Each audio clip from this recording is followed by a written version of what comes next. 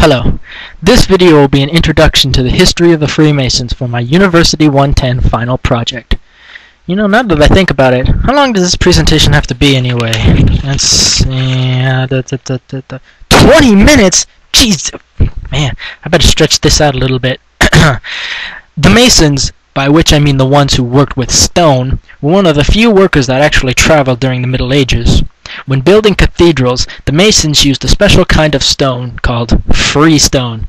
I think you all know where I'm going with this. Those who worked with freestone were called freestone masons, or, come on viewer, you can do it, that's right, freemasons.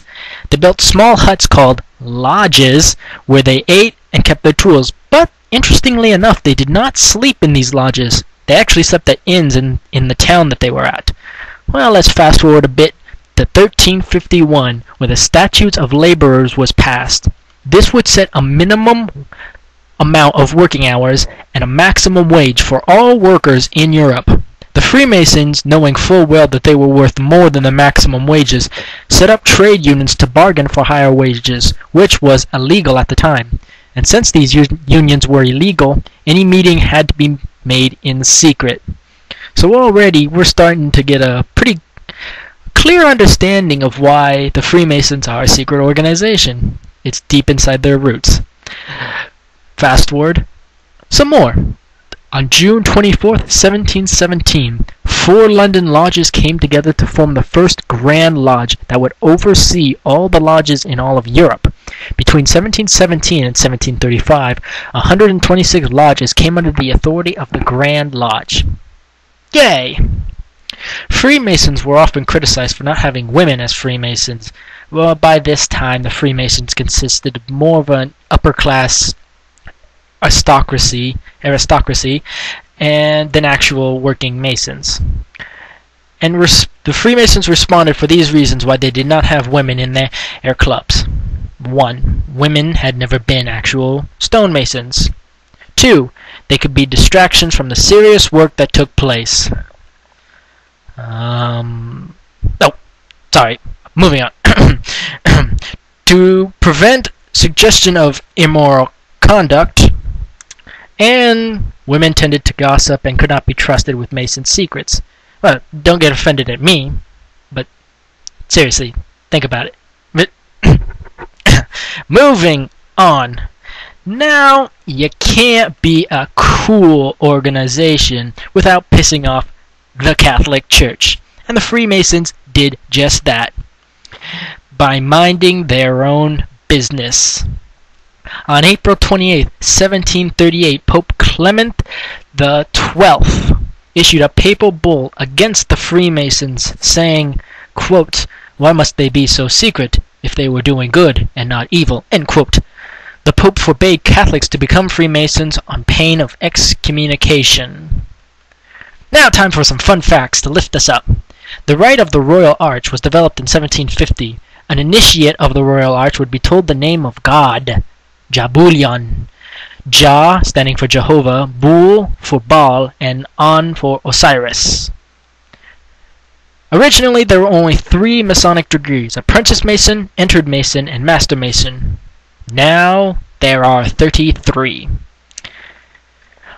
All Freemasons must believe in some kind of God, a great architect of the universe they call him. And at meetings, all meetings, a book of sacred laws must be open. In England it's usually the Bible, but it can actually be any book of any holy religion, the Quran, the Torah, etc., etc. Now, back to the history lesson.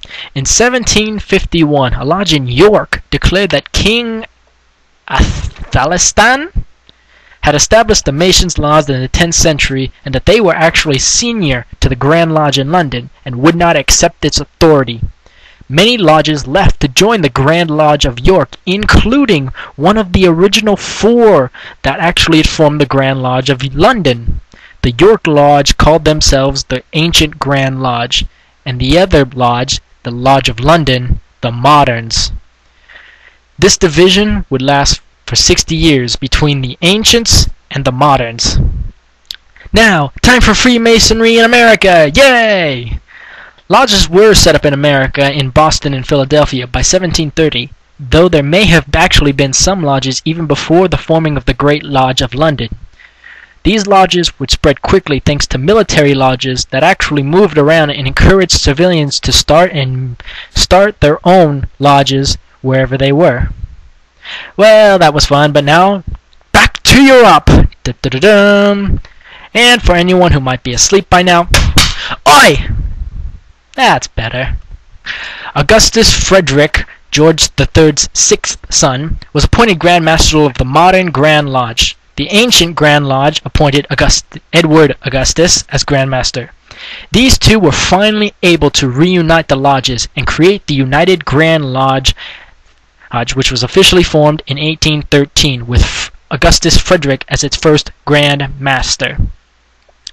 Now, ladies and gentlemen, you all know that no secret organization could truly call itself a secret organization without some kind of conspiracy. And what better conspiracy than murder? William Morgan joined a Freemason lodge, but soon left after having some trouble with the other members. He revealed that he had written a book about the Freemason secrets and that David Miller was paid to publish it. Some Freemasons actually attempted to set fire to Miller's offices but failed. Morgan would be arrested and charged by the Masons with owing a debt. Not specified. The Freemasons said they would release Morgan if he had turned over the manuscript, which he refused to do. They broke into Morgan's house but could not find it. After Morgan was released, he was arrested a second time on another made-up charge. This time, I'm saying he owed more people money and that he had actually stolen clothing.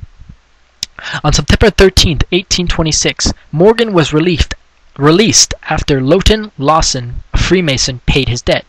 Lawson and two other Masons forced Morgan into a waiting carriage while Morgan screamed murder. A body did end up washing up on the river Niagara, but some people believed it to be Morgan's, but a Canadian woman actually identified it as her husband. Morgan's body was never found. 5 people, 4 of them Freemasons, were charged with kidnapping Morgan and were sentenced to various prison terms, with the longest being 2 years for the leader Lawson. The Morgan Affair, as it was called, sparked a large anti-Mason movement that intensified after the election of Andrew Jackson, a popular political figure and prominent Freemason, as president in 1828. In the 1832 election, an official anti-Mason party was running for president, using the Morgan murder as an attack on Jackson. After Jackson won re-election, the anti-Mason party soon disappeared, but the affair deeply hurt the Freemasons' reputation, and it took 30 years for them to recover. Well, that was depressing. Moving on back to America! Here are a few statistics that I was able to gain. Each state in the U.S. has its own Grand Lodge. There are 18 Grand Lodges in New York, 14 in Texas, 12 in California. Those are just the 3 states I decided to put down. The U.S. has about 246 Grand Lodges. By the 1930s, there were over 2 million Freemasons in the United States. By 1953, 17 presidents had been in Freemasons. By 1998, there were over 12,841 mainstream lodges with 2,066,266,216 members. Well, that's my history lesson for today. Wish this was a little longer. Never mind. That's my history lesson for today. Thank you, and have a nice day.